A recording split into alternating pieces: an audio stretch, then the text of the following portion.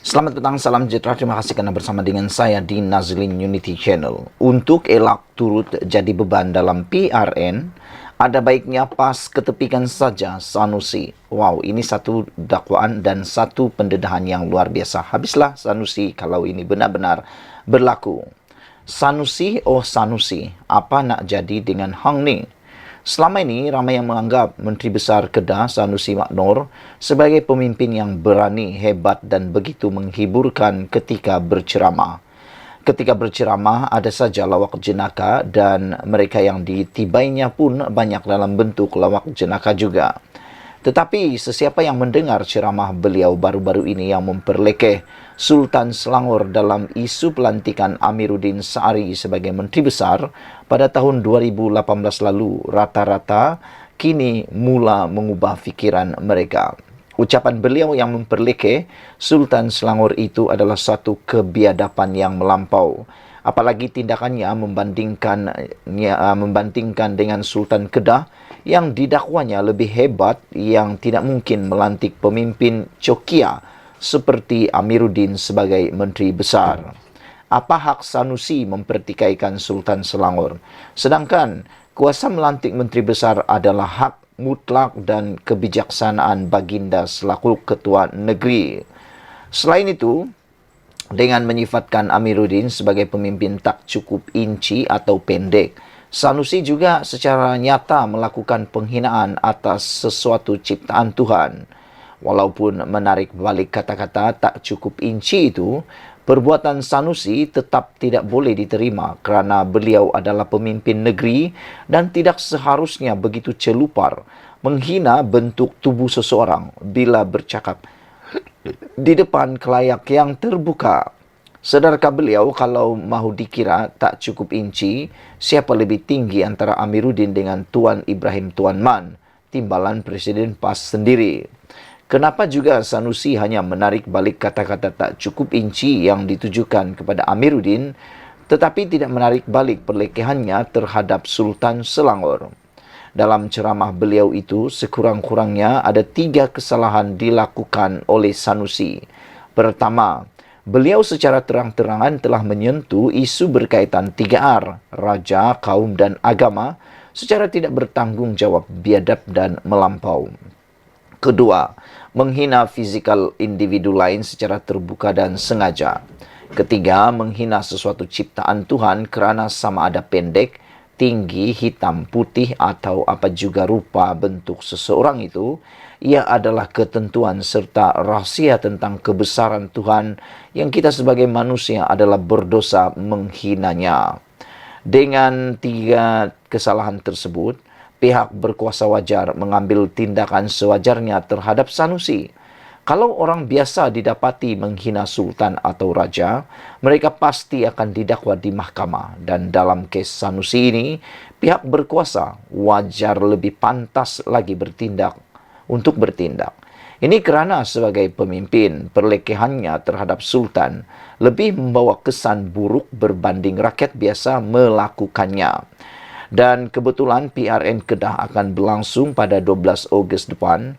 Berdasarkan pelakuan Sanusi yang memalukan itu, inilah masanya untuk pengundi Kedah menghukum beliau dan parti yang diwakilinya. Kedah tidak memerlukan pemimpin seperti Sanusi yang langsung tiada adab dan budi bahasa kepada Tuhan, raja serta sesama manusia. Orang Kedah wajib berasa malu daripada terus berketuakan Sanusi memimpin negeri itu. Dalam hal ini, jika PAS dan PN mahu mengelak daripada turut terbeban dengan apa yang Sanusi lakukan, langkah paling wajar ialah dengan tidak meletakkan beliau sebagai calon Menteri Besar Kedah lagi selepas ini. PAS dan PN demi nama baik Kedah dan nama mereka sendiri sebagai parti yang menjajah nama Islam, hendaklah berani menggugurkan Sanusi dan meletakkan pemimpin lain sebagai penggantinya. Saudara-saudara sekalian, saya teringat perbuatan menghina tubuh seseorang, bentuk tubuh seseorang itu mungkin boleh dibawa ke mahkamah sebagai satu perbuatan jenayah, iaitu menghina ataupun memalukan seseorang. Dan saya masih ingat ada beberapa kes yang menang akibat daripada menghina tubuh seseorang. Adakah Sanusi akan dipenjarakan selepas ini? Kita tunggulah nanti. Sekian dulu, dan apa pendapat Anda tentang isu ini? Adakah Anda juga setuju dengan sabudinhusin.com untuk elak turut jadi beban dalam PRN? Ada baiknya PAS ketepikan saja Sanusi, jangan calonkan Sanusi dan jangan jadikan dia Menteri Besar Kedah sekali lagi.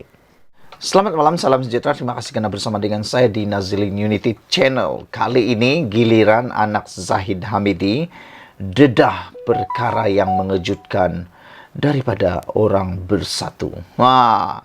Anak Zahid dedah Ras Aida pernah lobi minta timbalan Perdana Menteri sambung 2 jawatan yang sedang disandangnya. Saudara-saudara sekalian, Exco Pemuda Wanita UMNO Datuk Nurul Hidayah Ahmad Zahid mendakwa bekas senator Datuk Ras Aida Razzi pernah meminta bantuannya untuk menyambung kontrak sebagai senator di Dewan Negara dan pengerusi Pertubuhan Berita Nasional Malaysia bernama. Nurul Hidayah mendakwa Ras Aida meminta beliau berbisik kepada bapanya yang juga timbalan Perdana Menteri Datuk Seri Dr. Ahmad Zahid Hamidi mengenai perkara tersebut. Saudara, sehubungan itu beliau berharap keputusan Ras Aida menyertai Parti Bersatu Malaysia Pribumi Bersatu Malaysia bukan disebabkan 2 jawatan tersebut tidak disambung oleh kerajaan. Saya bersikap terbuka dan berlapang dada. Saya berharap keputusan Kak Ras Aida ini tidak ada kena-mengena dengan isu beliau tidak disambung term senator di Dewan Negara dan jawatan sebagai pengerusi bernama, kata beliau lagi.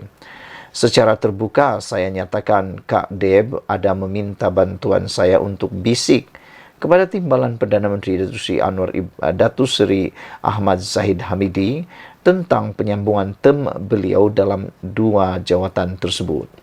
Saya telah sampaikan kepada timbalan Perdana Menteri tentang hasrat beliau, tetapi keputusan besar bukan keputusan timbalan Perdana Menteri sendiri, dan sesiapa sahaja harus menghormati dan tidak perlu mencampuri urusan pentadbiran, katanya dalam menerusi hantaran di Instagram. Anak sulung Presiden UMNO dalam hantaran tersebut mengakui terkejut dengan berita penyertaan Ras Aida ke dalam Bersatu. Katanya, pada Perhimpunan Agung UMNO 2023 selaku pesuruh jaya NGO skuad sayang beliau telah mencadangkan Ras Aida diangkat sebagai ikon di Majlis Haiti Anugerah Skuad Sayang Wanita UMNO meskipun ada suara-suara tidak senang mengenai keputusan itu. Saya mempunyai hujah sendiri untuk mengangkat beliau sebagai seorang penerima anugerah tersebut kerana penglibatan beliau dalam NGO OKU yang bakal membantu NGO Wanita UMNO sendiri dalam menyantuni rakyat OKU. Beliau bersetuju untuk menerima anugerah tersebut dan di luar kawalan dan pengetahuan saya, beliau secara terbuka dan rasminya telah menyertai Parti Bersatu, kata beliau lagi. Nurul Hidayah bagaimanapun mengucapkan selamat maju jaya kepada bekas wartawan dan penyampai televisyen tersebut dalam parti baharu yang disertainya. Ras Aida Razzi mengangkat sumpah sebagai senator pada 20 Mei 2020 dan dilantik sebagai pengerusi bernama pada 24 November tahun 2020. Saudara-saudara sekalian, kita sebagai rakyat Malaysia, sebagai netizen, kadang-kadang kita pun rasa terkilan dengan permainan politik yang ada sekarang ini. Yang mana apabila sesuatu yang diharapkan tidak dapat diperoleh, maka pergilah ke kolam yang lain. Tujuannya bukan apa? Untuk mendapatkan sesuatu yang boleh menguntungkan seseorang. Kalau itulah tujuannya berpolitik, itulah yang akan merugikan rakyat. Ikuti terus ulasan selepas ini.